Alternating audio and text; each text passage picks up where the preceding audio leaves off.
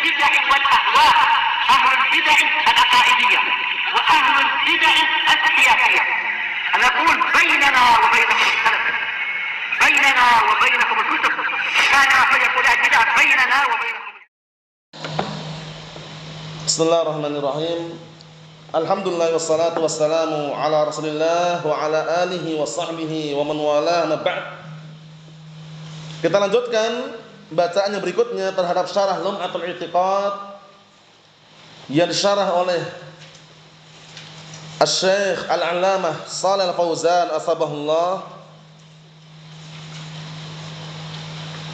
Sekarang kita masuki pembahasan yang baru, bagian atas itu simak baik-baik kalamnya Al-Imam Ibnu Qudamah rahimahullah. Qala Al-Imam Ibnu Qudamah rahimahullah, qala Anasun radhiyallahu anhu. Anas siapa ini? Anas bin Malik kunyahnya, Abu Hamzah gelarnya, khadimun Nabi sallallahu alaihi wa ala alihi wasallam. Adapun Malik bin Anas yang masuk dalam rangkaian imam yang keempat, kunyahnya Malik bin Anas, kunyahnya Abu Abdullah. Malik bin Anas digelari dengan bukan Anas bin Malik, Malik bin Anas. Abu Abdullah, gelarnya Imam Darul Hijrah, dihafalkan itu. Imam Darul Hijrah. Nah, ini Anas bin Malik ini. Qala Anas bin Malik radhiyallahu anhu, qala an-nabiy sallallahu alaihi wasallam salasun min asli iman, al-kaffu amman qala la ilaha illallah wa la nukaffiruhu bi dhanbin wa la nukhrijuhu minal islam bi amalin.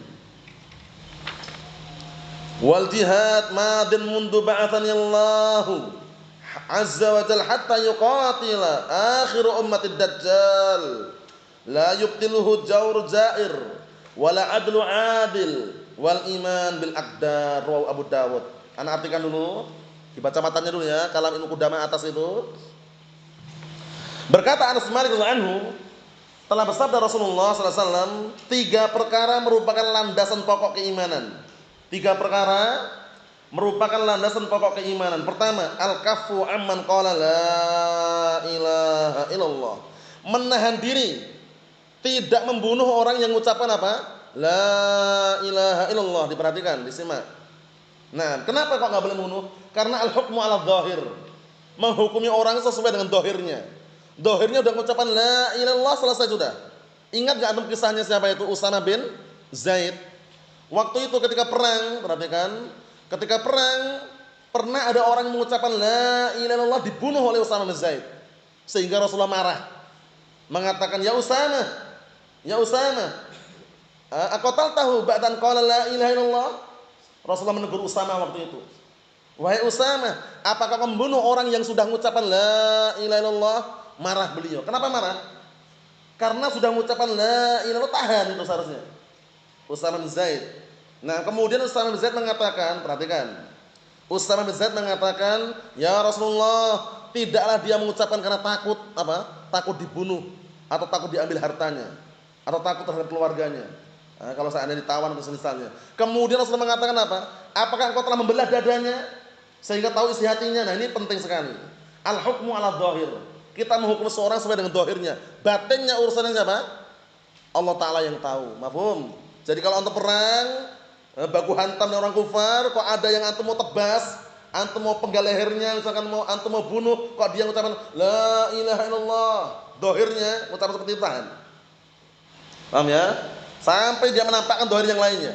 Dia mengucapkan la ilaha illallah, nyembah kuburan dia ternyata. Ternyata dia putar balik ingin membunuh kaum muslimin, bertebasnya. Paham ya? Berarti dohirnya apa? Kadzdzab, pendusta dia. Mafhum? Jadi ini termasuk apa? Kaidah yang sangat kuat ya. Jadi kita menghukum sesuai dengan dohirnya. Wala nukaffiru bidzanbin, dan jangan mengkafirkan orang muslim dengan sebuah dosa. Dosa yang bagaimana nih? Dosa besar di bawah kesyirikan. Paham? Dosa besar di bawah kesyirikan enggak boleh mengkafirkan. Penzina, pemabuk, penjudi, dosa besar enggak itu? Kafir enggak orangnya? Tidak. Jangan mengkafirkan. Kalau mengkafirkan pelaku dosa besar selain kesyirikan, khawarij kilabun nar, anjing-anjing neraka. Mafhum? Terus bagaimana Ahlus Sunnah? Ahlus Sunnah tidak mengkafirkan pelaku dosa besar yang di bawah apa? Kesyirikan. Adapun dosa besar yang bentuknya kesyirikan, syirik akbar, kafir. Bahkan kalau kita nggak mengkafirkan, kafir. Itu kaidahnya. Malam yukafir kafir, au syaka fi kufri fahuwa kafir. Barang siapa yang tidak mengkafirkan orang kafir atau ragu terhadap kekufurannya, dia kafir. Hati-hati itu. Abu Lahab kafir enggak? Ragu ya akhi. Abu Lahab ini sebenarnya baik orangnya. Dia baik, dia dermawan gini gitu, sehingga anak ragu sekali untuk mengkafirkannya. Kafir orangnya ini, yang ragu mah kafir, hati-hati. Karena apa? Sudah dikafirkan dengan dalil Al-Qur'an dan As-Sunnah. Mafhum? Enggak boleh ragu lagi. Abu Thalib kafir enggak Muhammad Ridho? Atau ragu? Kafir enggak Abu Thalib? Abu Thalib pamannya Rasulullah. Kafir, enggak boleh ragu lagi. Kalau antum atau kita ragu, kita yang kafir, mana? Itu istilahnya. Paham ya? Nah, kenapa demikian? Karena enggak boleh kita ragu dan kekufuran orang kafir. Jelas kafir, kafir. Mafhum salah? Sufyan?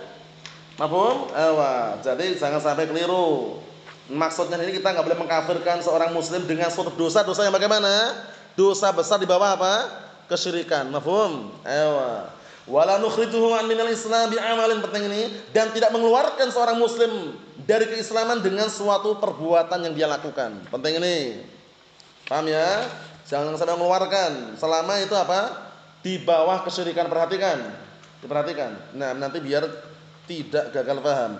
Wal jihadu madin mundu ba'athani Allah azza wa jal, dan jihad terus berlangsung semenjak Allah Taala mengutusku. Mengutusnya apa ini? Mengutus Nabi kita Muhammad sallallahu alaihi wa ala alihi wasallam hatta yuqatila akhir ummatid dajjal, sampai akhir umatku berperang melawan apa? Melawan Dajjal. Dajjal itu berkuasa di muka bumi berapa? Cuma 40 hari, tapi sudah apa? Membuat kerusakan di mana-mana. 40 hari loh ya. Hari pertama seperti setahun, hari kedua seperti sebulan, hari ketiga seperti sepekan, hari berikutnya hari-hari biasa. Tapi luar biasa kerusakannya. Pengikutnya paling banyak orang-orang Yahudi dan perempuan atau wanita. Paham? Nah, kisahnya panjang lebar itu. Ada pohon misterius. Ketika terjadi peperangan, orang-orang lari tunggang langgang, orang Yahudi. Begitu setelah selesai sholat di belakang Imam Mahdi, keluar di masjid, kemudian orang-orang kufar, orang-orang Yahud pengikutnya Dajjal lari tunggang langgang, dikejar oleh orang muslim. Semua yang sembunyi di balik batu, balik pohon, berbicara semua, batu dan pohon tadi. Paham ya? Mengatakan, ya Abdullah, ya muslimu, ya Abdullah, khalfi Yahudi, uqtulhu, ta'al uqtulhu.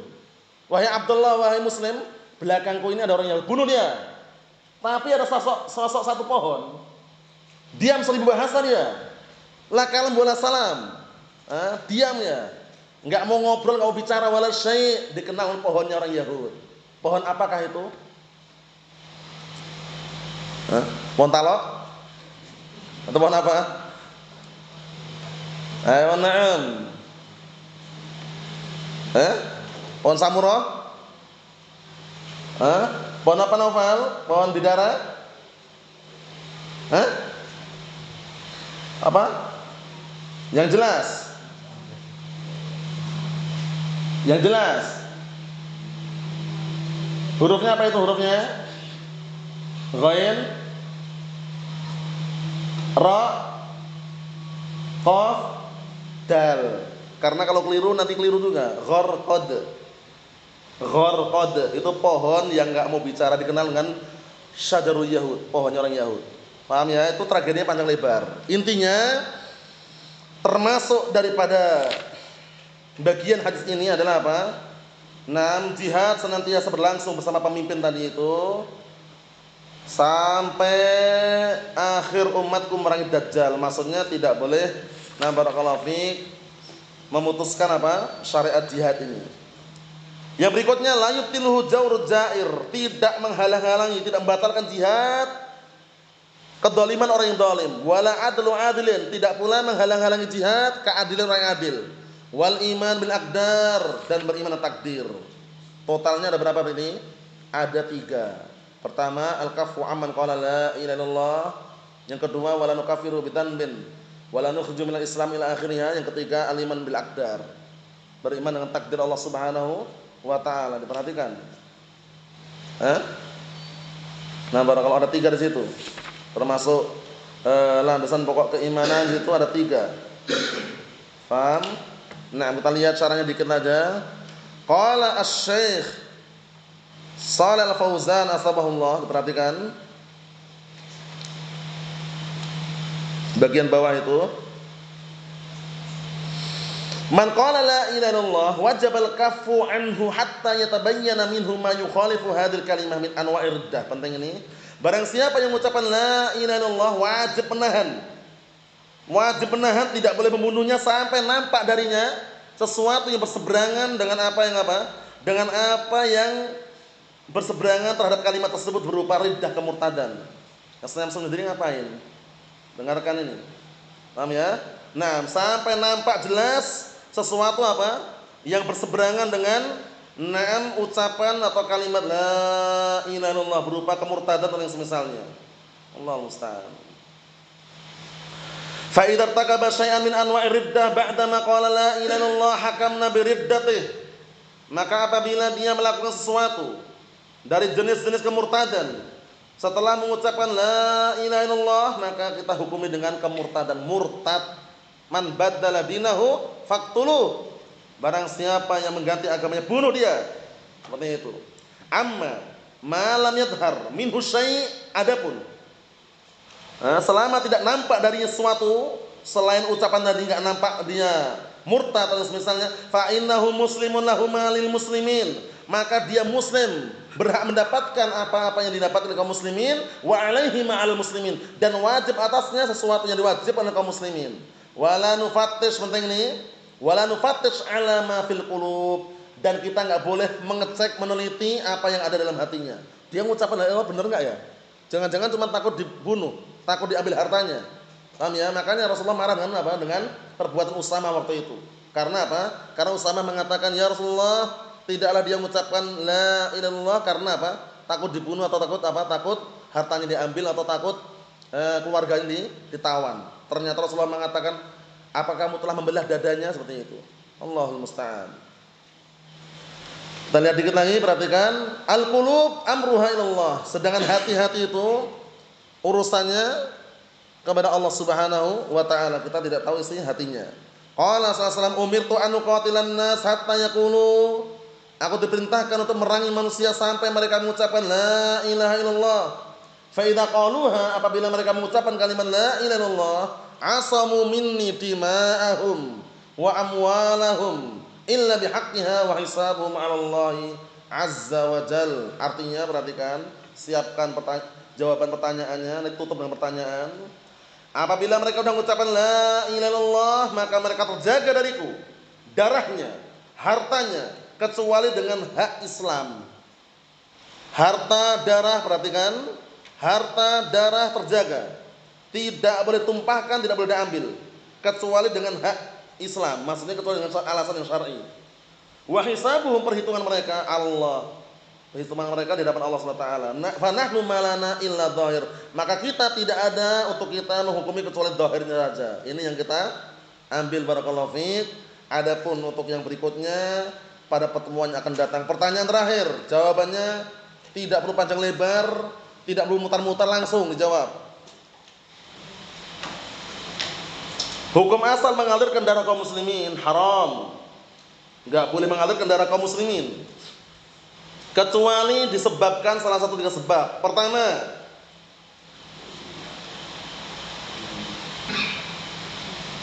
rajam. Kedua,